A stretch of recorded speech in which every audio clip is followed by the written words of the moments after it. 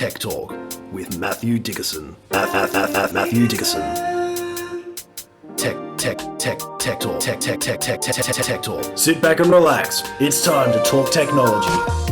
Greetings, explorers of the digital wilderness. It's time to sit back, kick off your virtual boots and air those augmented reality socks.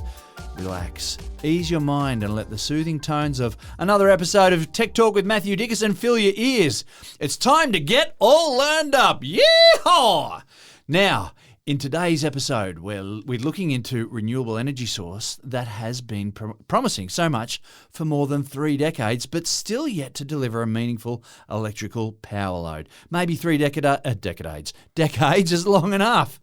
Now, we'll also take a look at the latest and greatest racing car simulator for a virtual test drive, and we've come a long way from the Sony PlayStation Gran Turismo, let me say.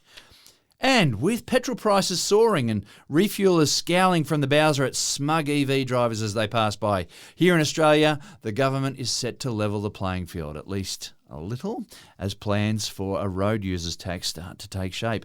But more on that later. It's time to welcome our futurist extraordinaire to the microphone. Welcome, Matthew Dickerson. Did we have a volume warning at the beginning there? I'm not sure if we should be having yee-haws at that volume with a volume warning. I just had to let the beast out. And sorry, my apologies to anyone who was wearing the earbuds with the sound turned up too loud. Maybe you set the earbuds with a maximum volume so that they don't deafen you with yee-haws as they go. Now, I wanted to start off this week not so much about new technology, but about a bit of technology that's been around for a long time, in fact, I'd say thousands of years. But sometimes technology goes wrong. And we saw an incident during the week where a tower crane was hit by some pretty severe winds and the boom arm that was attached to the tower crane came off and then bent over in a bit of twisted metal over the top of a building. Fairly spectacular. It was, scary. Thankfully, no one was hurt. No one died during the incident. Obviously, it'd be very frustrating to be the developer saying, we've just about finished this particular project. Yeah, it was just put that last lick of paint on. That's right. Yeah, and now I'm sure they have to do some structural assessment and look at the waterproofing, a whole range of things there. But I thought we might talk about the tower crane because I find the tower crane quite fascinating. You see them all over the place. You don't think too much about it. They just appear. They appear, don't they? So there's a few things that I find. So they fall out of the sky, don't they? That's right. The skyhawks. That's where skyhawks got their name from. So one of the things that's interesting is how it gets there. And then the other thing I think is interesting is how it actually works once it's there. So to get there, and I've watched some videos on this because I was fascinated about it one time when I looked at some tower cranes in a big city and went, how do they all get up there? Yeah. You can't kind of bring another crane in to put that crane up because then you'd need one already that was taller than that one. And how did that one get there? It's which comes first, chicken or the egg? Chicken or the egg. Yeah, but the thing for me was it's just that they wouldn't be there one day and then next day they're up and they're tall and they're doing a job. Yeah. So it's quick. It is. So obviously you've got some good foundations. You've got some concrete. You've got some pylons there. That's a good place to start. That's Make right. sure you're stuck to the ground. And you can probably put the first couple of pieces of lattice on reasonably easily or even bring in a little crane to put those pieces on. But then when it gets to a certain height, how do you go after that? And that's where it's fascinating. I'd recommend anyone go and watch a video on it because they I'm put going to have to now because I've never seen this. Well, they put a frame around the outside of the tower itself, and that frame is obviously a bit larger than that. And then it's got some hydraulic rams. And then the head that sits on top, it lifts it up slowly. So you need to watch the video fast forward. And it lifts the whole segment up slowly until it gets to the point where it's got enough room to slot another section in. So the crane, which has already got the boom on it and the counterweight on it, so then it lifts into itself another little spot. Some very brave men and women sit around the outside there. Bolt it. And bolt it in. Yeah, right.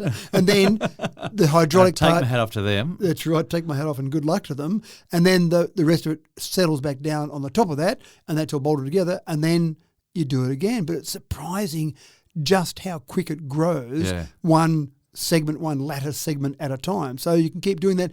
And presumably you can do that for a long way until eventually, presumably, the wind that would act on that whole big arm, the big tower, starts to get too much. Think about the Burj Khalifa, and that's the tallest building in the world, I think it is. Yeah. And the crane that was on top of that. Apparently, the guy who had to go to the top of that just used to take it was supplies for a couple of days at least. because it was just too much effort to get up and down. So, and ones like that, what they typically do, because there are cranes that I've seen that are about 250 metres tall. But what they do with a lot of those is they don't necessarily bolt them to the ground and let it just wave around in the wind. They'll often bolt it to the building that's being built. So as the building grows, then you can bolt the next section up. So you're getting a bit more stability out of the building. And if you're worried about the crane flapping around then you're worried about the whole building. That's another thing too, being a crane operator and just feeling that rocking and just getting used to that. I don't think I can. You've really disappointed me here because I was actually hoping it was just wizardry. Yeah, that's right. They wave a wand. The guy shows up with a funny hat and a cloak and next thing you know, the crane's there. That'd be much nicer, wouldn't it? So there is a saying, something like modern science and engineering, if you don't know what goes on behind the scenes, it does feel like modern wizardry. It feels like magic. Remote controls, perfect example of that. You know, you press a button on a thing and over there something else changes. It's magic. But the other part that I find interesting is the actual process, the physics, if you like, of lifting a weight. So you've got a big arm and you've got a short arm out the back and you think, wow, that tower must be strong. Well, no, the tower's actually not that strong. It's a balancing act. So you've got this counterweight. You might have, say, a 20-ton counterweight. So you've got a counterweight, and let's say that was 5 metres out the back of the tower.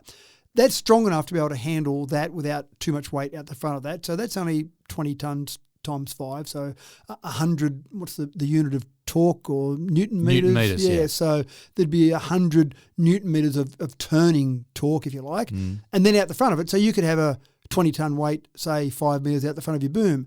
But someone says, hey, Jimmy, crane operator, pick up this 20-ton weight at the end of your arm. Well, hold on, that's now a 30-metre arm trying to pick up. No, that's not going to work because it's going to overbalance. So the crane operator, incredibly skilled, will say, I know what I can lift up in a weight and how far out I can move that along the boom. You want that weight lifted up and spun around at the end. I can only pick up, say, 5 metres. And I think it would be as simple as it is a 1-to-1 ratio. So I think it's 20 times 5, say, and if you want to pick up a 10-ton weight, then you could go out, say, 10 times 10. So you go out 10 metres, so you'd be 100 Newton metres at the front. And if you want a 20-ton weight, you could go at 5. So if you want a 5-ton weight... and it shouldn't matter how high the weight is lifted off the ground. It's only once it's been lifted off the ground that it starts to apply that torque. Yeah, so if you wanted to go a 5-ton weight, you could go out 20 metres, for example. So it would be that balancing act. I'm sure there's some computerised information inside the cabin for the crane operator to give them an idea of the balancing of all of that. But it is that fine-tuned balance. And so when we saw this one fall down during the week, it wasn't so much about the balance being the problem there. In high winds, typically a bit like you see a windmill where it's got the vane that turns the windmill around to try and catch the wind. Yeah. The opposite, a crane operator would do the opposite of that. They would try and point the boom arm down the wind so that the counterweight would be facing the wind and then the wind would go down. That's great if the wind's always coming in one direction, I think would happen in this situation. Yeah, we got swirling winds. Correct. So winds are coming, so they turn it around in that direction and then the wind's coming from another direction, high winds, and suddenly you've got things that don't go so well. The scariest part I saw was a video of the woman who was the crane operator crawling down the middle of the tower. When things started to fall off, she thought, this isn't the place for me to be. I'm going to get out of here. And I saw that video going, like my palms are sweaty watching her. That's the stuff that they can feature in some action movie. But that's right. Yeah, but the focus for that lady that was climbing down there, just well done to her on how well she was able to maintain a life. Yeah, that's right, exactly right. So just a couple of quick examples of big ones. There's a Kroll K10,000, which can lift 120 tonnes, and it can reach out, not with the full 120 tonnes, but it can reach out to a span of over 80 metres. And that one's been configured up to about 100 metres tall. But you mentioned some of those skyscrapers around Dubai. Yeah, there are ones over there that are 250 metres tall. So that's a pretty big tower, and not one that I'd be on the top of. 1959 was the first, maybe 1950, maybe early, sometime in the 50s, German engineer Hans Leiber had the kind of first practical design of a tower crane, but not at those heights. It was like, let's go this high and see how we go. But the whole idea of a lever and being able to lift things, I'm sure that goes back thousands of years, the concept of the crane, but just Well, that tower crane. Archimedes said, give me a lever and somewhere to stand, I can move the world. Move the world, that's right, yeah. Lucky no one gave him a fulcrum, so otherwise our orbit would be all over the place. All right, we better get this show on the road, otherwise we're going to run out of time, I reckon. Now, in a country like Australia, with a hot and dusty summer as standard, it's a small wonder that backyard swimming pools dot Aussie neighbourhoods like punctuation marks. About 1 in 7 Australian backyards have a pool, did you know? These training grounds for fully sick cannonballs and horsies, backflips and Marco Polo championships, backyard pools are a staple for summertime culture. But if you swim for fitness, a 9-metre pool will make you dizzy with infinite tumble turns before it builds any cardio value for you, really. So a 25-metre lap pool, it's just not practical as an option for 95% of us. Matt, imagine if you could have your own personal lap pool, though. Yeah, a lap pool sounds like fun for the adults, but not so much for the it kids. It sounds like fun for someone who's trying to get fit. That's right. There are some adults who like to play Marco Polo and do horsies and cannonballs. That's right. And for the kids, I've been to places that got lap pools, and I go, that's great for the Olympians in your family. Yeah. But maybe for the kids who just want to play games, it's not so great. So it's a big decision for a household to put in a lap pool or a normal pool, and 99.9% of them go with a normal pool because that's just going to be more fun. But you're right, we are, as far as I could find in my research, we're the number one per household in the world for a pool. Right. Yeah, there's a couple of other hot places that do come close. Yeah, okay. And we certainly don't have the most number of pools because we've got a small population, but on a per household basis, 1 in 7 was about the right number. Yeah, I think the number was between 13 and 14%. Yeah, that's right. So we've got a lot, obviously, and that's great. And you see when you fly over a city and it's daytime, you can see, you look down and you go, pool, pool, pool, pool. Like it's pretty right, especially when you fly in some of the hotter areas that we might fly in, that you see probably more than that 1 in 7. So fascinating. And I remember when my kids were young and they used to do a few triathlons, we used to go, okay, go out and do a bit of training in the pool, kids. And man, they were good at their tumble turns because our pool's only about 10 metres long. So they do 3 or 4 strokes. They had done a bajillion tumble turns. That's right. And they're not that useful because our triathlons here are typically in the river. So you don't do a lot of tumble turns when you're swimming down the river. But you get dizzy in a 9-metre pool. You've done a tumble turn before you know it, you're doing another one. And then you're doing another one. You got 2 strokes in before you're doing another one. So you get great at tumble turns, but not so much at the actual swimming part of it. So we tried one of those ropes. I'm not sure if you've seen them, but they're like a bungee cord. Oh. And you go around your waist, bit of Velcro, you tie it around the fence, around the pool fence, and then you get in, you swim your little heart's content out. Pull the fence. Yeah. You're a very good swimmer, you might do that. But typically, you kind of stretch out the rope and the rope's pulling you back in kind of thing. But typically what I found the kids would typically do is find the rope wrapped around their ankles while they're trying to swim, because it might, if they just slow down a bit, when it's up tight and taut, then fine. But if they just relax a little bit and just in between strokes, they might just get it caught up. So they look like a poor fish captured in a net. And so that sort of training didn't last very long. And I felt terrible when we'd go down to our Olympic pool sometimes and I go, I've got a pool at home and I'm now driving in a car to take the kids down to an Olympic pool to go swimming, and their tumble turns were great, but then they had to go and swim that whole 50 metres. So a better solution would be great. Now, I have seen in the past people with a lot of forethought and they've installed jets in their pool when they're building the pool. So not just really powerful jets. Yeah, that's right. Not for a enjoyment, not for a relaxation jet, but to have some resistance that you swim against jet. Yeah. You normally install all the pipes in your pool when you're putting it in the ground to have your filter system working, but most of us don't, well, I didn't anyway, think about putting in some powerful jets to swim against. It was just put the pool in to have fun. Yeah, you'd need a much bigger aperture pipe, wouldn't you? And, you'd need that, a bigger pump and a separate apparatus and all the rest of it. So that wasn't anywhere near my thought process about putting in a pool. So you put all in, you swim and then you go, they can't really train it, can they? So what we love is the idea of putting in some sort of jet that can give us enough resistance to swim against. But my first thought was, this could be a great idea for a dumb ways to die video. What could be better than putting a little jet in, plugging into the power point, and one day the lead gets a bit frayed and I'm putting 240 volts straight into our pool. Look at this person here. What an idiot. Put 240 volts into his pool and zzz, when he jumped in the pool, forget about the swimming training in there. So what we've got now is a lovely little device, and I watched some videos of it. It was quite fascinating. It's battery operated, so it's low voltage, got a battery, no 240 volts there, and it just drops over the side of the pool and then gives you a fast, so you can change a jet of water. But more than that, it'll actually vary. Because if you're selling any product now, it's got to have nano or AI in it. It doesn't have one of those two terms, then you're never going to sell it. It's not real technology. That's right. What's that? What a joke. So this has got AI in it. And the AI part of it, I thought, well, where's the AI in the jet? But the AI in it actually varies the stream. It's got an inverter motor, so it's almost infinitely variable. So almost infinite, that's a big number. It's got a lot of variable speeds on it. And so you can vary that so that automatically it will keep you a distance away from the device itself. Right, so it basically measures how far away you are from the device and speeds adjusts up or slows down. Yeah. Right. So if you're going a bit of a sprint, I've only got 100 metres to go, I'll do a bit of a sprint, then you do a bit of a sprint and you start getting closer to the device, and so it goes, oh, hold on there, buddy, I'm going to push you back a bit, and increases the actual speed of that.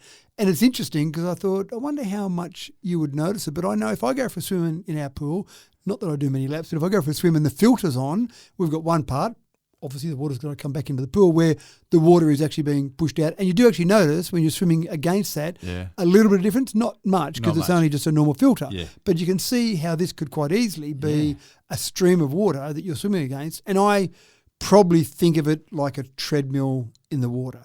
I'm in the same spot, I'm swimming away, and I'm not going anywhere because the stream of water coming past me is like the treadmill where it's moving rather than me moving. I'm not moving in relation to the ground, I'm moving in relation to the water going past me, or relative motion, and away you go. I just had a visual image then of, people on treadmills, how sometimes it gets a little bit better than them. And it spits you out the back. And I was just wondering, just got a visual image of someone pressed up against the back wall of their pool because this jet just won't relent. Someone please turn it off. The AI has gone crazy on me. So hopefully that doesn't happen because the AI is clever enough to go, James is all the way at the back of the pool. I might just relax. He seems to be flailing a lot. That's right. So it all sounded like a great idea to me. 10 hours of battery life in the battery. The battery does sit outside the pool. That'll get you across the English Channel for sure. That's right. So I'm not planning on doing 10 hours of training in the pool at any given point in time. So I just thought that sounded good. They did talk about the fact it can crank up to 3.5 metres per second. I'm not, well, maybe some Olympians could probably go to that speed, but I don't know many people that would swim at 3.5 metres per second. So that's more than you need. But they talked about the fact you can turn it up for water sports. So if you want to play with the kids in the pool, you could turn it up almost like a bit of a game where you kind of get pushed back by it. Maybe not right against the back wall where you can't breathe, but you get pushed back by it. So use it for swimming training, use it. Maybe turn your pool into a theme park and have these jets, maybe a couple of them throwing some water around your pool. But I thought, what a great idea. So this is the sort of thing that's available now as we speak, where you can actually get those jets in your pool, drop it over the side, no installation necessary, and away you go. Great idea. Great idea.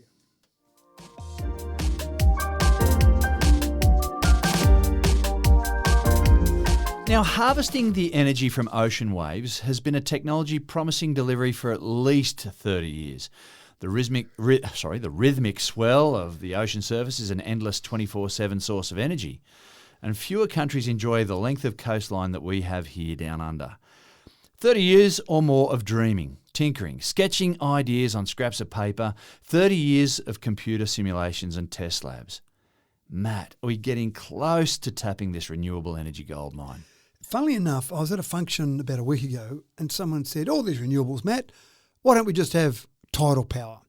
And the question without notice, the first thought I had was tidal power is available. I know we've used tidal power, but the tides come in and out 4 times, or by the time you go in and out, you've got 4 movements a day, but they're not that violent. They're usually a bit slow. So my first thought, without having any information behind me, was tidal power would probably be a bit too slow moving to have enough spinning power to spin a turbine, to spin a generator and actually generate electricity. But it's constant, and if you could get the gears to work, then that would be the thing. But that's what they've been trying to work at, getting the gear ratios right. And so the first tidal power that I could find that was still operating, so after this question I thought I'd go and research this because I was interested myself. My answer, which sounded impressive off the top of my head, I don't know if that's right, I better go and check that out. So the first thing I found was there is a tidal power unit in France that's been running, believe it or not, since 1966. 66? Yeah. So and it's not too bad a size. It's 240 megawatts. And there are a couple of units like this around the world. But what they do is they rely on a couple of things. and I'm not sure if you've been to horizontal falls in the Kimberley region. Yeah, I've heard of them, but I've never been there. Yeah, so I've been there and it was fascinating. So we had a plane that landed on the water and they had a little cabin there, and then they took you out in a big rubber dinghy, and you watched. It was quite fascinating, obviously twice a day. You've got these horizontal falls that basically have water, the tidal change there, going through a gap in the rock. And it creates this unbelievable view and there's all this power going through there. They used to take you through it on the actual little dinghy, but they had an accident and people got injured, so they said, we'll just sit here and watch it now. So you go through it when it's not so violent. But it looks like a waterfall, but it's horizontal. Yeah, now, in that particular region of the Kimberley, you've got a tidal range of about 10 metres. So there's a lot moving, and then obviously you've got a narrow gap in the rock. And that's what they do for tidal power. So the one in France, for example, they've created effectively a dam across a body of water. And in that dam then they've got a small gap underwater. So when the tide changes, all the water that's going to go from this side, that's right, it rushes. And then they've got the generator in that small gap. So it's a pretty big process to build it. You're effectively damming a bit of water. I'm sure some people from an environmental perspective wouldn't be overly impressed. And then you put the turbine there. But then you get the tide comes in. Oh, good, we're getting some power. And the tide's now at an equilibrium, so no power. Oh, the tide's going back out. Oh, good, we get some power. And then so you get that sort of thing happening, let's say, 4 times a day, two tides a day. One's usually a bit bigger than the other tide. So it's constant in that it's happening every day.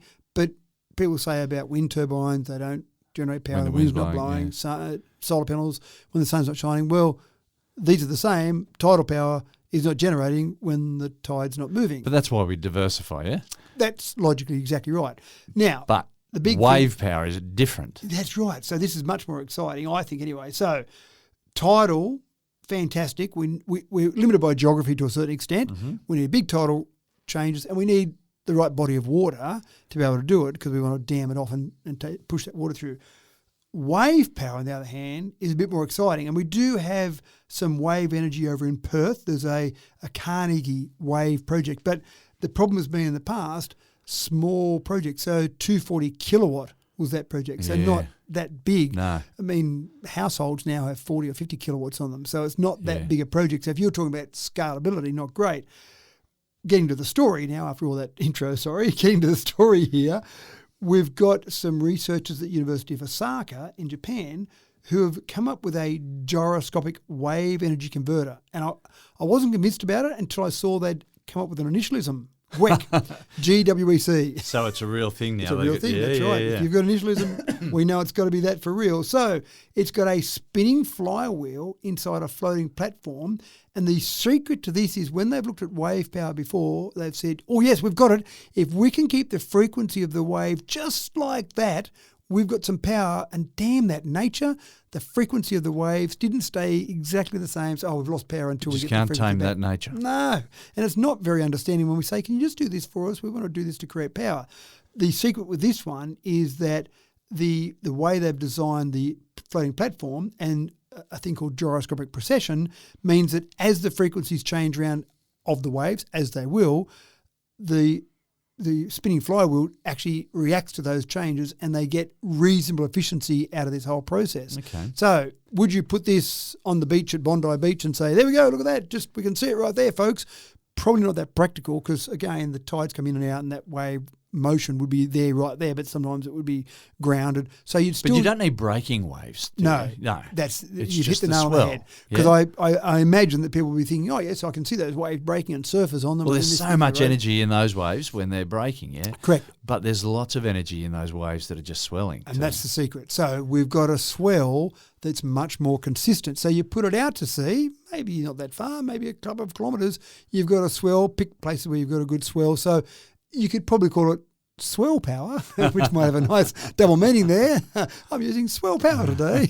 But it's still waves, but it's essentially you don't need breaking waves. So kind of you remove that image of your head, which most people, when you say what's a wave look like, you would think of a breaking wave because that's what we see on the coast. The great thing about this, and I think of Australia, for example, we've got most people, I think 70% is a number often thrown around, of our population that lives on the East Coast and probably more than that lives on our coast, a lot of the new energy production is happening inland in Australia, solar and wind, because we need space to put that. There's not a lot of room along Bondi Beach to put some solar panels or put some wind turbines, so you typically do that inland. And then you've got transmission problems, transmission costs. You've got to build transmission lines from inland to get it to the coast. But this would be much better because you could have it not that far offshore. And think about the east coast of Australia. You've got a lot of room there that you could put some wave generators to generate that power. Again, at 240 kilowatts, no, you're going to need too much of it. But the whole idea of this is much greater wave generation of power. So it's exciting. And people that talk to me about, oh, yes, I don't like solar, I don't like wind, or whatever it might be, there are going to be a range of solutions. And I've heard people say, oh, we need that base load power like coal. Why do we need that? We can have a range of different generators that will cover all of our day and all of our night, and when we need the power, and we'll have other ways of storing it, not just batteries. There'll be water bodies, there'll be weights, there'll be a whole range of different ways to store power. So I think we'll be okay if some people can just give them a break, give the scientists a break, give the researchers a break and say, go for it. Let's see if we can work this out rather than saying everything's bad, everything's terrible. And the landscape is changing. We just need to understand that things change. Yeah, that's right. No. So in the past, wave has been limited by engineering, but I think we're slowly getting to the point where we'll be able to approach that problem with engineering and solve that particular problem. So it's pretty exciting.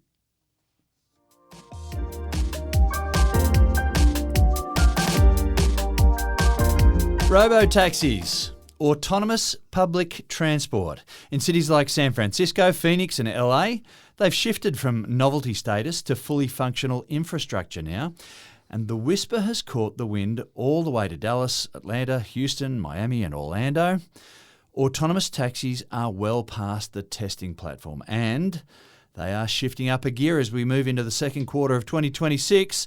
Surely it can't be too long now before robotaxis will be hailed on the streets of Australian cities too, Matt. Yeah, they did do some testing in Sydney, but we're getting there. And look, 2026 I've declared already the year of the EV. I'm kind of going to say now 2026 might be the year. You stuck the flag in the ground. That's right. Good. The year of the AV as well, autonomous vehicles. Yeah, okay. And maybe 2026, as we get towards the end of this particular episode, might be the year of something else as well, which I'll say when we get to there. So, right, 2026 is going to be a big year. And just don't remind me about this episode at the end of the year, please. We've all got short memories. Yeah, that's right, hopefully. So we do have some activity because it really kind of started to hype up maybe 10 years ago, where autonomous vehicles, Tesla came out, self-driving, it's going to be fantastic. It's going to be next month. There's going to have a new update next month and it's all going to work perfectly, and we're kind of still waiting for it to get there. We've done a lot of stories about robotaxis before, and we've been part of that hype there, man. We've got to take some of the blame at least. There is a thing known as the Gartner hype cycle. Ooh. And that does go through the stages of a new technology. And so I think there's 5 stages of that. And I think at the moment we're in stage 3, which is the trough of disillusionment. And so it's when all the hype's kind of died down a bit, and we realise, it's like, it's kind of like, it was a bit harder than we thought actually. So it sounded great in stage 2. It was fantastic, but now in stage 3, it's not so great. But we're moving past that to the slope of enlightenment, which is stage 4 of the Gartner hype cycle. To give you an idea, Uber has basically said to Rivian, the EV manufacturer, here's $1.9 billion. We'd like to have some robo-taxis operating in the Uber fleet, and they should be Rivians, we think. So go and work on that a bit more. That gives you a bit of confidence if you're Rivian, that you've got someone that's going to actually give you some money for some of these products. Yeah. Uber has talked about 10,000 robo-taxis in the US by the year 2028. If you're going to get 10,000 in 2 years' time, you probably better start soon. So, and you mentioned some of the cities in America already that have got robo-taxis. So they're happening in the US already. Waymo, Waymo owned by Alphabet, they've tied Waymo's CEO's compensation directly to the valuation of Waymo. And how is Waymo going to be valued higher? It's by getting some autonomous vehicles, some robo-taxis that are out there actually working. So if I'm the CEO of Waymo, I'm going, well, if I'm going to get paid, and I imagine his package is worth more than $10, I imagine that that's worth millions, tens of millions maybe, to him if he can get the valuation up, if he can get the products out there being bought. That's going to help his valuation. So he's probably pretty focused on that, which is pretty smart from Alphabet to say. Makes sense. That's right. We want these products, so measure what you treasure. I'm going to start measuring you against this, and I'm going to start rewarding you, or maybe not rewarding you on how they go with that. So we've got some of those things happening. We do certainly have the possibility, I think, where the costs of the technology are decreasing. So we know that some of the things that are in an autonomous vehicle are quite expensive. Some of the sensors, the computing hardware, the infrastructure that's all needed to make this work, some of those at the very early innovation levels are expensive. As we go further now, then some of those things are getting a bit cheaper. And there's still all that argument about LiDAR, cameras, radar, all those different things. But all of those sensors are getting cheaper. And my view of the world, it's easy for me to say because I'm not making them, but if I was making a car, I would say, if we're not sure which way we should go, let's stick all of them on and then work out a way for all of those different sensors to operate. But of course, in a competitive environment, I'm making my vehicle cheaper if I don't need all of them on there. But for me, when someone says, I've got a new autonomous vehicle that's got every sensor known to mankind, I go, that's the one for me, thanks very much. The bottom line is, if we can get it mostly right, we know autonomous vehicles are going to be safer than you and I behind the wheel. And you and I are very good drivers, James. Well, I was just about to say. But even better than us, because our reflexes, as finely tuned as they are never going to be as good as technology. And also, technology has got the ability to communicate between cars as well. That's the secret, isn't it? So driving up, I saw a crash just the other day where someone had just gone through an intersection that was a giveaway sign, and unfortunately, just a tiny lapse of concentration. They had a little blind spot, didn't see a car, got distracted. Well, who knows what happened? But a car came along, travelling along thinking they had the right of way, and cleaned up this other car. No one was hurt, fortunately, but the car looked a bit of a mess because that's what happens when cars come together these days. That's right. So when you've got the reflexes, when you've got the sensors to sense other cars, to see other cars, and looking in all directions at all times, because we do get distracted. We get tired. We hear a song on the radio. We have kids in the back seat. All those things that happen. Sensible people don't, but there are still some people on the roads that have substances, alcohol, drugs in their system that can impair their ability to drive. So all those things, take all those out of the equation. Unfortunately, one accident, which we've seen happen, when one autonomous vehicle has one accident, even if it was a better outcome than it would have been if they had a human behind the wheel, they get a bad rap when an autonomous vehicle does something. So, and I've said it before, we're very comfortable getting on a plane and we know there's a computer flying it for most of that trip. Sure, a human might be on the end of the controls when it's taking off and landing, but typically the rest of the time, it's got autopilot. Now, I grant you, there are not too many dogs that run out at 30,000 feet, not too many kids running on the street playing with their ball, so there are less things that can go wrong at 30,000 feet. But in the early days of some sort of autopilot, and there used to be a lot of people in the cabin. I remember seeing photos of 747s when there was an engineer and a pilot and a co-pilot and navigator. A navigator, So there were probably maybe 5 people at some stage in the cabin, and now we're down to 2. We haven't gone 1 yet, but we're down to 2 at least. So surely at some stage there, people went, autopilot? Is that going to be safe, you reckon? Yeah, sure it is. And the Boeing 787 MAX, the incidents they had happened where the computer took a bit too much control, maybe that scared a few people. But still, we all get on planes and we say, it's okay that autopilot's flying. Yeah. When are we going to get into Robotaxi and go, it's okay that there's a computer driving? Like all things, it just needs a bit of time, doesn't it? Yeah. And so we'll see if the news keeps coming out of LA and San Francisco and whatnot positively, then...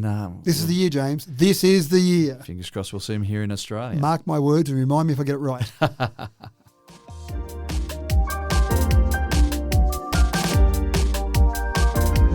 It doesn't seem that long ago that I was sitting on a seat outside Myers with my flatmates. It was the mid-90s.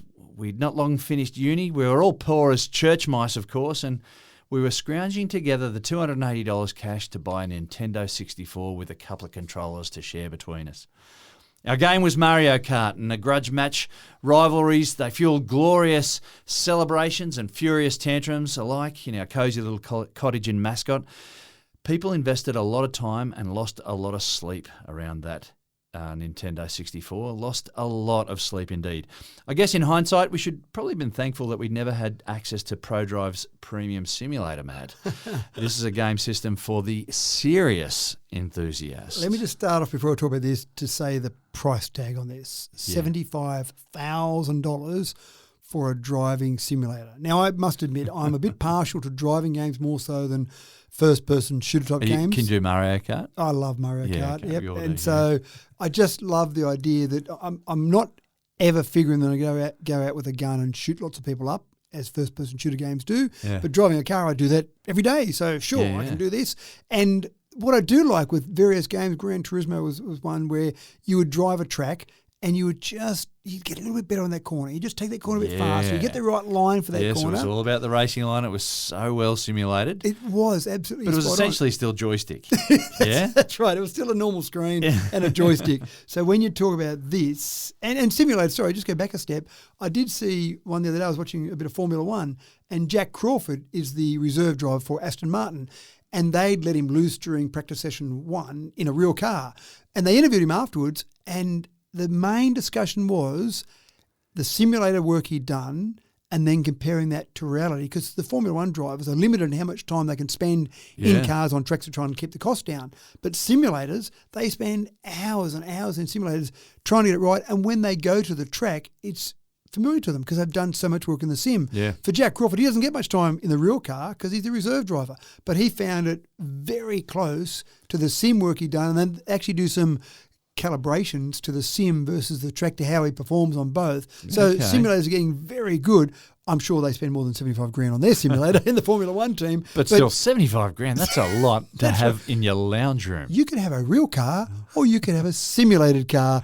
And In your lounge room. In your lounge room, that's right. So let's get down to it. It's got a carbon fibre monocoque chassis, just like a real race car, which is relevant in a race car doing 300 kilometres an hour. But in your lounge room, if it was a cyclone maybe and my house was collapsing, that's where I'd go. I'd go to the carbon fibre monocoque chassis. So that's fantastic. It's great for its rigidity and lightweight strength, which is not that relevant, you'd think, in your lounge room. Maybe it's good for the removalists, bringing it in, but after that, I don't know, I'm moving around my house that often. But is this mounted on, like, does this do all the wobbling and stuff as all well? That sort of stuff, hydraulics? Yeah, it does all of that. So your carbon fibre monocoque chassis gets to move around while you're driving it. It's got a 49-inch... Your mum's going to hate this. Yeah, that's right. It's got a 49-inch ultra-wide curve monitor, 5K resolution, 165 Hz refresh rate. It's got a nice gaming PC with some pretty high-end NVIDIA GeForce RTX graphics card in it, singular. So all of this is designed to give you as close as possible to the simulation in the actual any game you want to play on it. So that would be fantastic. But also, it would look pretty cool. So the whole idea of this is each one is custom made for you. So you can have in the hoop, the Formula One hoop that you see that protects their head if they roll over. You've got one of those because maybe you're going to roll it over. I'm not sure. If you roll this, you've gone way too hard. That's right. Back it off on those hairpin turns, mate. Maybe you shouldn't be driving a real car. If you can roll this thing, man, what can you do with a real car? They have things like a Bang & Olufsen sound system in there, so it sounds like a real racing car. That's obviously important. Adjustable pedal box, a steering wheel that's got a million buttons, not like the real steering wheels. You can change things that are happening. Change the radio stations. That's right, which I'm sure Formula One drivers do. I'm sick of that radio station. Let's get me some decent music.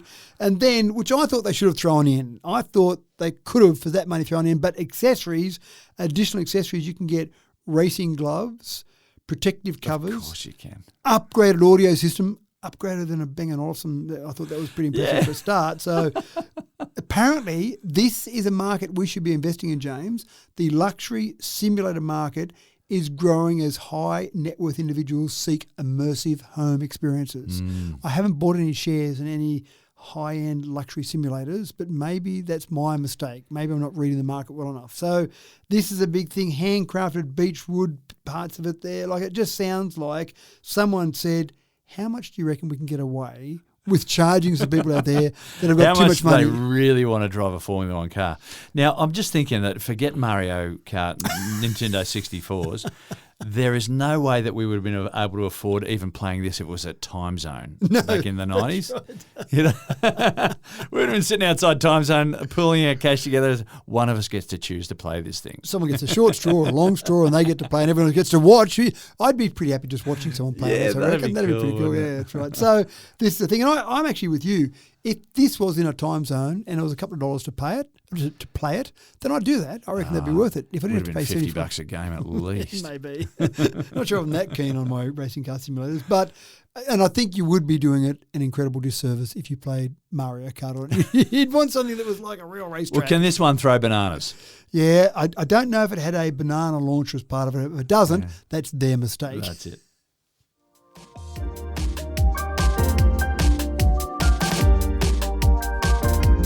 So, when Blockbuster video stores closed down all those years ago, some people went into heavy withdrawal. It seems that there really was something in that Friday night ritual. You grab some takeaway dinner and pop into the video store for an armload of VHS tapes and a bag or two of buttered popcorn. There was an air of anticipation. You'd already scanned the catalogues for the latest releases and you made your shopping list. You never knew who you'd bump into in the comedy section too. Well, it was certainly a vibe that some Canadian software developers couldn't let go of. And Matt, now victims of nostalgia like myself, can immerse themselves in a simulated video store experience and relive the good times once again. I wonder if you need a carbon fibre monocoque chassis to play this one. You might. $75,000. That's right. Yeah. Isn't So it crazy? this isn't like, you're not like just driving around a track. You're not shooting things up. You're not navigating mazes. You're going to the video store.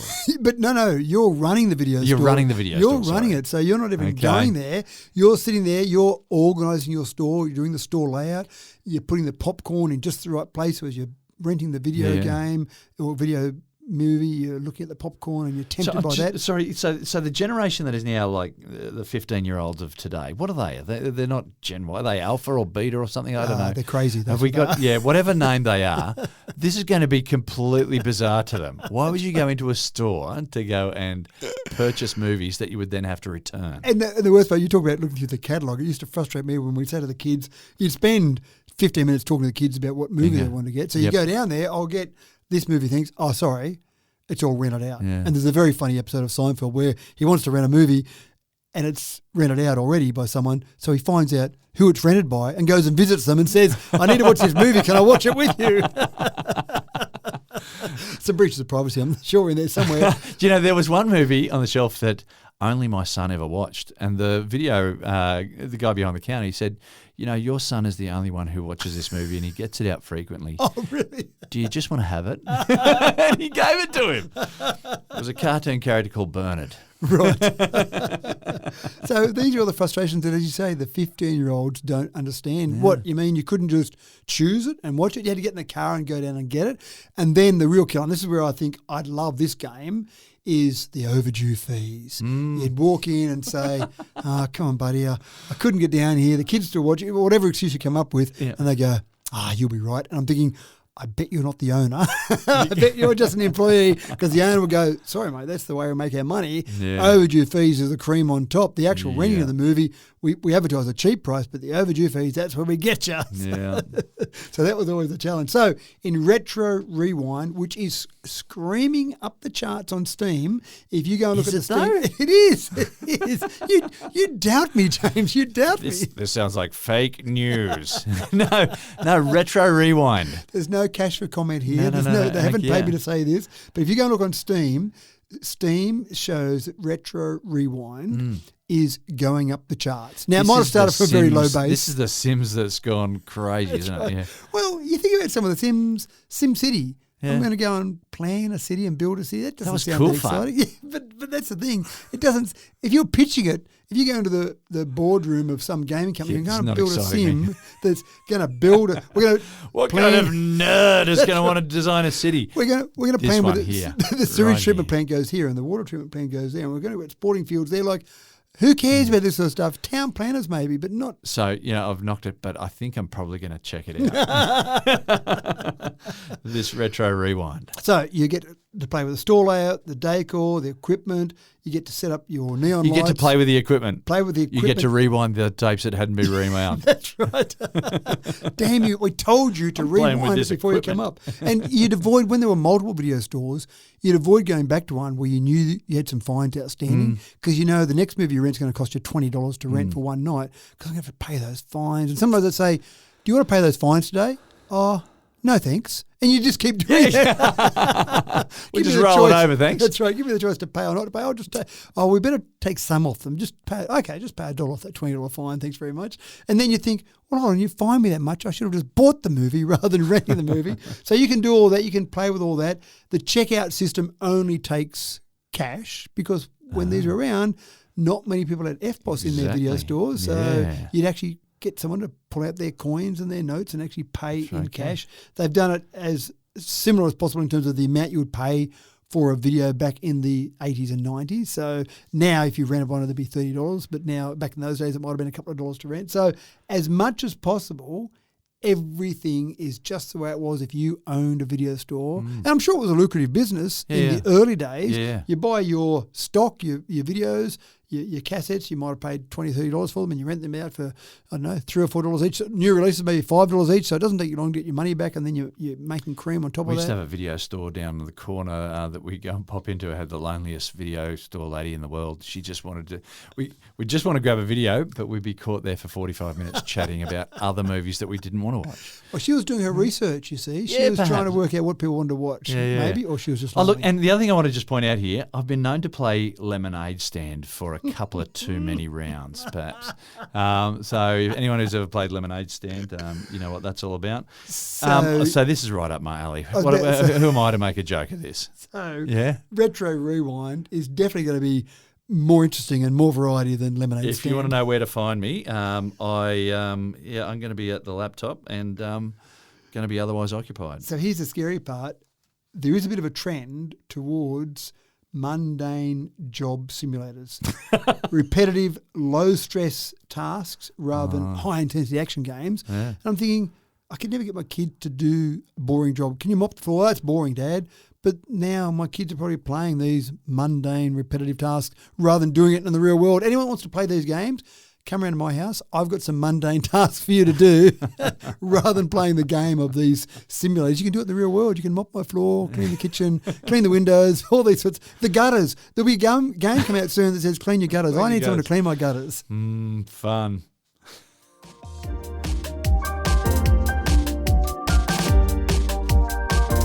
That smug look that EV drivers get as they cruise past a busy petrol station may soon be wiped clean away as impending legislation is set to rewrite tax rules here in Australia.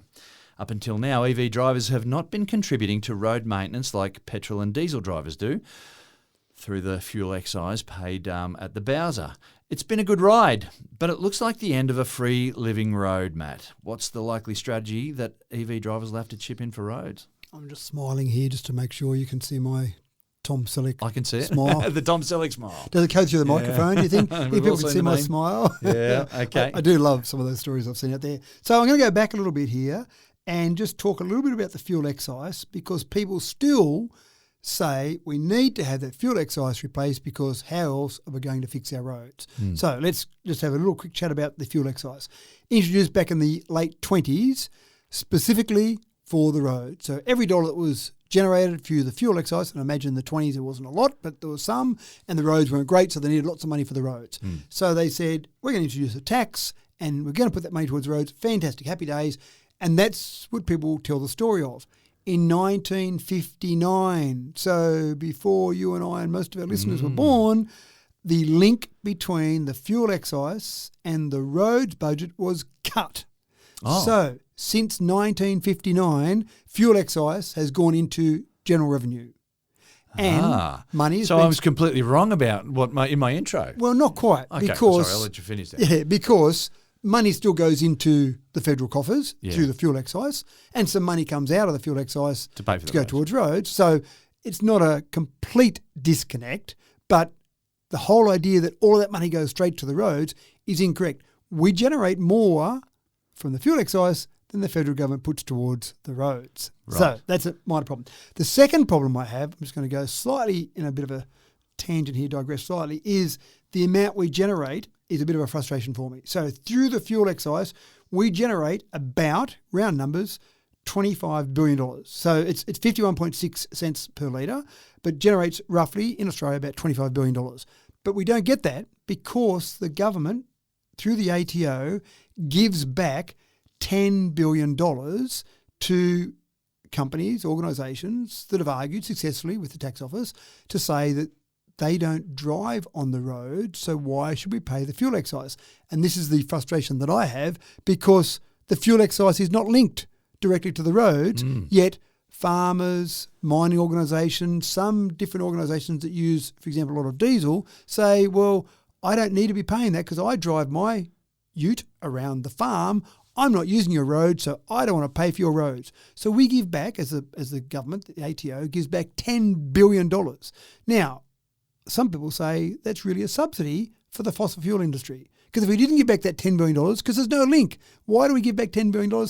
That's not linked to the roads. So we've got a disconnect there where you're giving back money because you're not driving on the roads, but that money doesn't go towards the roads. It's just taxation. So you should be paying that money. But we give back this $10 billion. Now, I would argue absolutely if we stop giving that $10 billion back to organisations that are using fossil fuels, the adoption of electric vehicles in this country would accelerate dramatically. But while I'm driving around my vehicle on the mining site or on the farm and I'm getting diesel cheaper because I'm getting the fuel excise back, then I'm going to keep doing that because that's cheaper than buying an EV.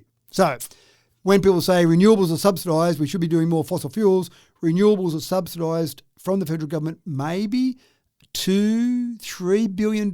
If you really stretched it out, you could probably find enough projects that might get it up to $4 billion, but I think around $2 or $3 billion. But that's to help get the whole renewable industry started. Whereas we're subsidising fossil fuels by minimum 10, probably more like $11 or $12 billion a year. So that's me off my high horse now. So you'll hear the sound of me stepping down from that. And let's look now at the concept here about an EV charge. So at the moment, if you said I'm paying for my petrol with my fuel subsidy and I'm getting 8 litres per 100 kilometres in my ICE, then I'm paying about 4 cents per kilometre to drive my vehicle. So you're kind of paying a per kilometre rate anyway based on the fuel consumption of your vehicle. We know that amount that we're generating is going to go down because cars are becoming more fuel efficient, not just EVs. Some cars are becoming more fuel efficient. That's right. Hybrids, for example. So cars are getting better. The federal government doesn't want that. Use lots of petrol because we generate more fuel that way. So again, you're trying to hit some targets around CO2, but you really want people to drive their cars lots and use lots of petrol. So we can get that excise. That's right. Yeah. So you've got a budget you want to solve. So I think in general, most EV owners that I've spoken to have said, you know what? I don't mind if they do charge us a couple of cents per kilometre. I don't mind if I pay towards the roads. I'd like it to be directly linked to the roads and I'd like it to apply to everyone because then, gee, wouldn't that even up the playing field a bit? And it probably would make people adopt EVs. So if they just said, every time you register your car, what's your odometer reading, sir? Oh, your odometer reading is 20,000 kilometres more than last year. So your road tax, whatever you want to call it, is X dollars per month for the next year. That's what you've got to pay. Or when you register your car, that's what you've got to pay, however they do it. But I think everyone would say that's fair. It's directly linked to how many kilometres I drive, not to how fuel efficient my car is, directly linked to that, and it applies to everyone the same. So that would make sense. Maybe it applies to vehicles on weight. Maybe trucks, for example, might pay a higher rate. Maybe there'd be some differences there. Bottom line is, if you're driving an EV now, live it up while you can, because you're going to pay, at some stage, you're going to pay more. But it's still, even if you did that, it's still dramatically cheaper driving an EV. Even if you add 2 cents per kilometre, for example, dramatically cheaper than paying for the fuel, regardless of fuel prices now. Go back a month ago, it was still dramatically cheaper to drive your EV with the fuel prices versus the electricity prices. And it would be lovely if both of them had a couple of cents per kilometre added on. And if it was taken away to just be spent on the roads, I think people would be very happy. Maybe people aren't excited by spending money, but if all that money went to the roads and they could see the roads being better, they'd be pretty happy with that. So maybe we'll link back to roads again.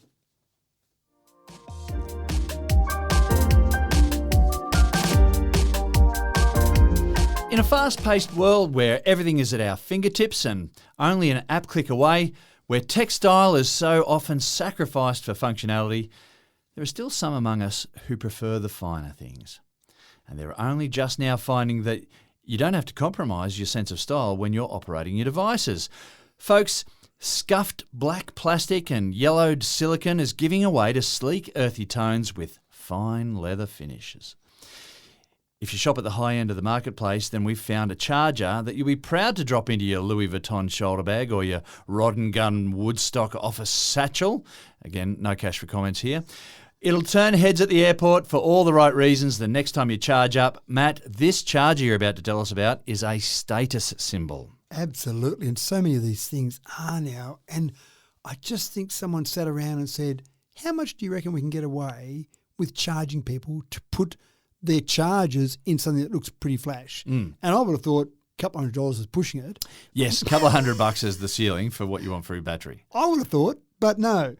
The Hermès MagSafe paddock charger range, you can buy the nice little bag that you put your charging devices in, all stamped with a lovely H, all made of beautiful leather, but that'll set you back around $7,800. Now, it gets better than that because that doesn't come with the charging brick. That comes with all the charging bits, but not the actual brick itself. Right. Hermès said, you've probably got one of those. You don't need our brick. So just here's the rest of it there.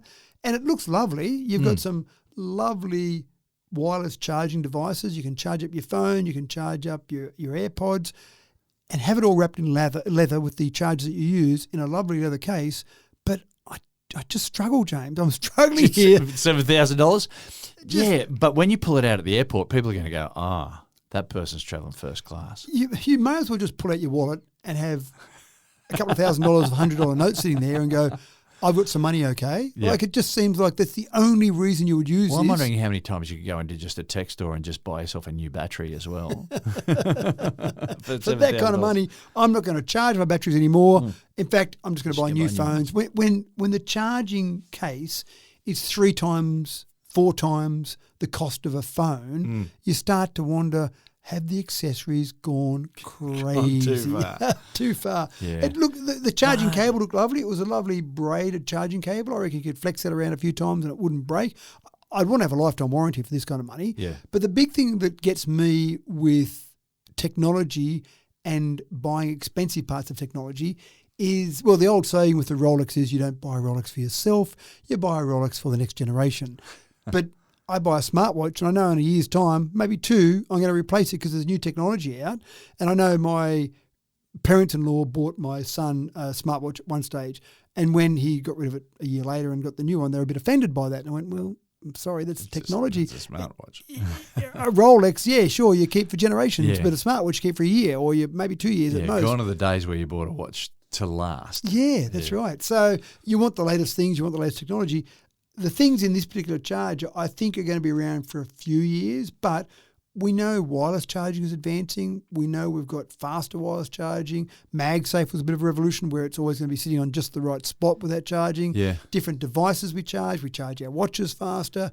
This is probably going to do you for a couple of years. But past that, wow, it's a lot of money to spend. And I do get the feeling that some people will buy this sort of thing. Same with their racing simulator in their lounge room. Just want to be able to say, I've got that. Look at what I've got. Look at what I've got. That's right. Yeah, I'm being a bit harsh on some people out there, but maybe not. Maybe I'm being... But when you're carrying around a charger that's made of black plastic and it just looks like everyone else's charger.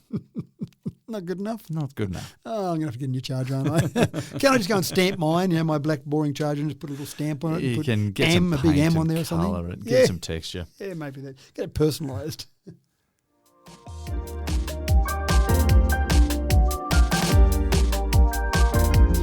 The AI revolution has changed so much of how things are done already, and it's only been really 3 years or so.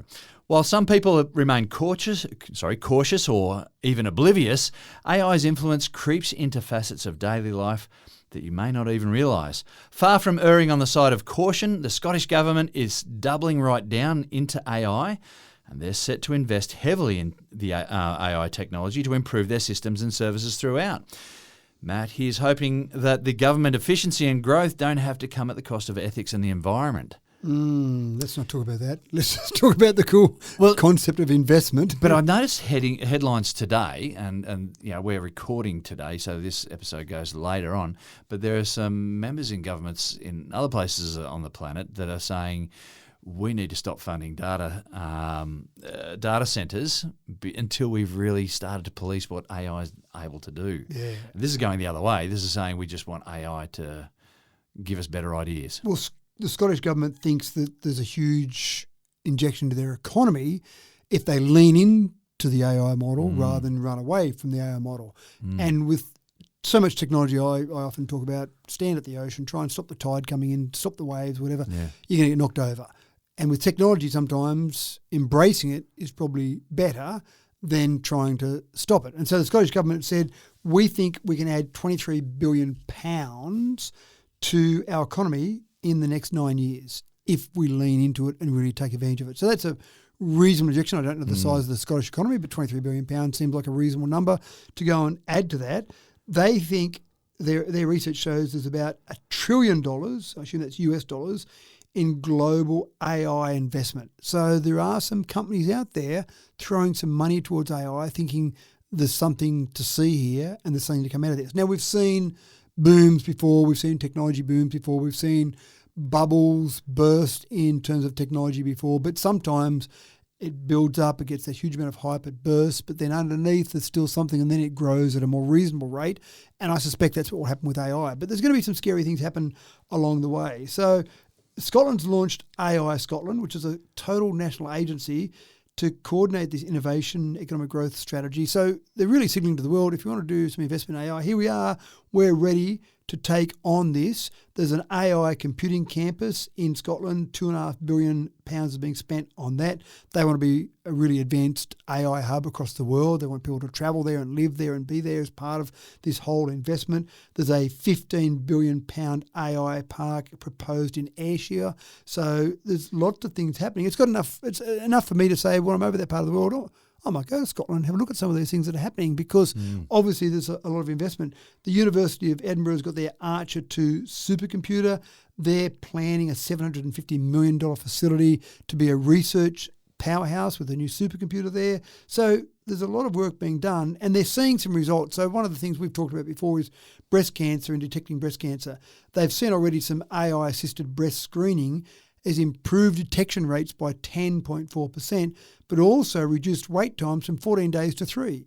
So there are some real-world results coming out of this. They're on the good side. Yes, there's some scary things that are happening as well, without a doubt. And there's some people who are worried about the ethics, the privacy, and when AI basically takes over the world and removes the need for humans to exist, and then they can just have their fun and do whatever they want to do. Well, the Scottish government is probably very interested in also just getting AI to understand their voice commands.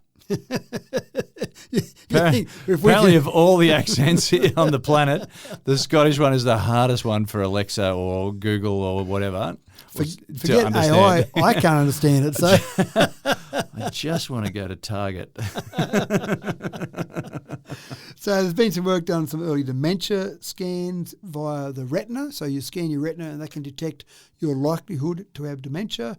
You've got some teachers that love the idea of AI helping in some of their admin. You've got toxic exposure for firefighters is being reduced by AI being the first one to go and detect some of that. So there's a whole range of things. Jobs is the big thing. How many jobs are going to be lost? And I think jobs are going to change. So we can't say let's not have it because jobs will be lost. We need to see how we cater to that in the future and how jobs will change in the future. Someone made a comment to me not long ago that there's been a pattern with technology. We keep fearing that jobs are going to be lost as technology grows. With every other form of technology to this point, it's only built more jobs. Yeah, that's right. But if I'm doing a job, if I'm a waiter in a restaurant and someone says, you know what, they're going to bring a robot waiter, that's my job gone. Yeah, that's your job. So I'm not sure if you've noticed it, but now, finally, when I've got to the tender age I'm at, I've noticed that people are selfish and they're really worried about themselves. Maybe it's the people that hang around, I'm not sure. But certainly people are very focused on their individual circumstances. I remember talking to some... In that moment as well. In that moment, I talked to some people about mining and my view on where the future of coal mining was going. And this particular person said to me, don't you stop coal mining, because if you do that, we take away $500,000 a year of our household, because her husband and two of her sons living at home worked in a local coal mine. So if tomorrow coal mining stopped, where are they going to replace that $500,000 from? So people are very focused on that. Forget about the planet. Forget about what it's doing to the planet. Forget about better alternatives. Yeah. We get $500,000 from the coal mining industry, so I want to keep coal mining going. So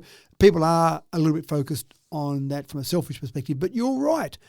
When we bring in new technology, it creates other opportunities. Someone's got to build some of these applications, some of these jobs. Someone's got to work out how to make data centers better. And one of the big things in terms of the environment is that the amount of energy and water that data centers use is incredible. So Scotland, for example, has got 38.4 terawatt hours of renewable electricity that they're generating already, but they want to keep increasing that.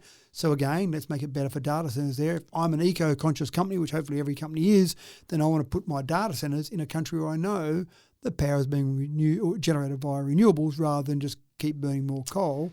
And so there's all these things. But when you've got a country, not just companies, a country that says, we're going to embrace this, then you know things are real. Probably the main thing that I want to visit, which will be relevant to our next story as well, is the National Robotarium, which I can only assume is a place where robots go to be created. And that's what I'm after. Robotarium. The Robotarium. So it's not like a museum for robots? I hope not. No. I'd be disappointed if we had a museum for robots yet. I want to see lots more new ones created before we have a museum for robots. Oh, I remember this model. It could only make you bacon and eggs. It couldn't make you an omelette. Oh, yes, I remember that model. That's what I think of a museum. I'm just picturing you'll see K9 from Doctor Who in the 70s and you'll see the robot out of Lost in Space. And, yeah, right. No cartoon robots in there, nothing out of the Jetsons. You think Maybe there's a place for Rosie. Real ones in inverted commas that weren't really real ones like R2-D2 or C-3PO. So that's it. Scotland's investing. Maybe we should be investing in Australia too. Maybe we should be the smart country.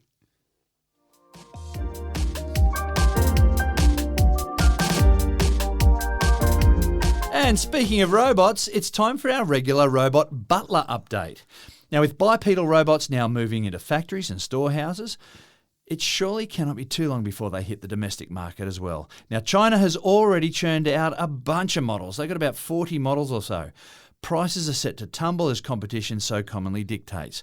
So, Matt, is this going to become a thing in the next few years for us? So I did say earlier that 2026 was the year of the EV, the year of the AV, and I'm going to say the humanoid robot. The humanoid robot. The year of the humanoid robot. You heard it here, folks. Not in years to come. This year, I want to have a humanoid robot in my home. Now, I want to come and visit you with that humanoid robot because I know I'm not going to be able to afford one.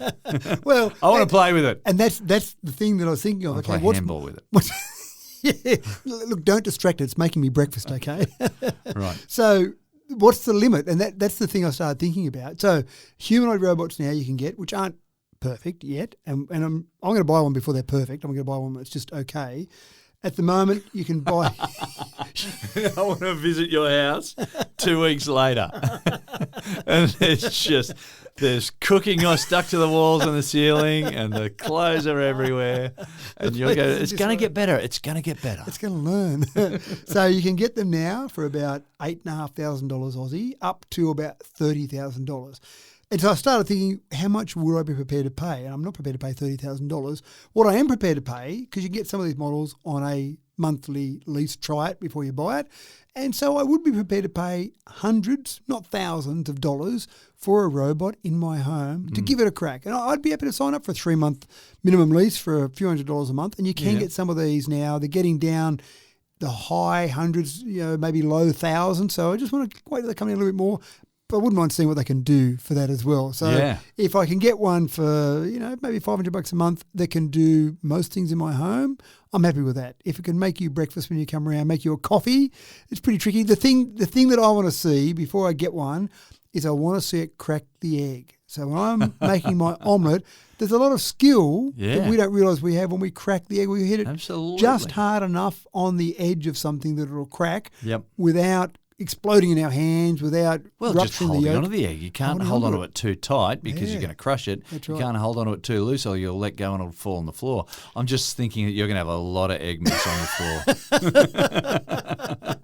floor. Well, I occasionally juggle eggs just to stir up my wife, and occasionally the one Your dog's going to be whimpering in the corner. Or maybe the dog will love it because it licks up the eggs on the ground. So battery life's a bit of a limitation. We've got some of the cheaper models will only go for an hour. Okay. That's enough time to cook An hour my of omelette. fun. Yeah, it's Surely. an hour enough to make some mess. That's right. 4 hours for some of the premium devices. They're not really made to lift a lot of weight, which is fine because there's not much around my house that's very heavy. Some of them might be able to lift as much as 70 kilograms standing still, but to actually move it, 25 kilograms. So that's my wife's bag when we go on a trip. There's 25 kilos. So that's her limit she sets on herself. So I just wonder how far away, but this year, hopefully this year sometime, I'll be able to go and get this robot in my home. And I'm happy with laundry and cooking and cleaning up. That's if they can do those things, I'm happy with those things to start with. Doesn't have to wash my So car. let's hope your kids are listening. They know what to get you for your Christmas present this year. The gutter, I don't need the gutters done by my robot. I'll get No. someone else to do those. I just Okay. want a few basic tasks around the home. Yeah. And I just feel like that would give me a bit more time. And I'd pay for that. I'd pay for a bit more time. So what if because- it's just to collect the mail? Yeah, we don't get much mail anymore. Makes So it no, very I want- easy. I want it Can't more. go too far wrong. I want it more than the mail. More than I'm the a bit, mail, okay. I'm a bit more demanding than the mail, but I'm not stupidly demanding. I don't need to even iron my clothes. I'm happy with just washing my clothes. You've got indoor plants. It comes in with a hose and it starts watering the indoor plants. And the gyprock and, Yeah. and the carpet. So this year, James, that's one of Gonna my little happen. things. And you'll sell tickets and people can come and see it before. Well, I did wonder about that. I was talking to someone on radio the one day, and they said, "I'd love to see you with a robot.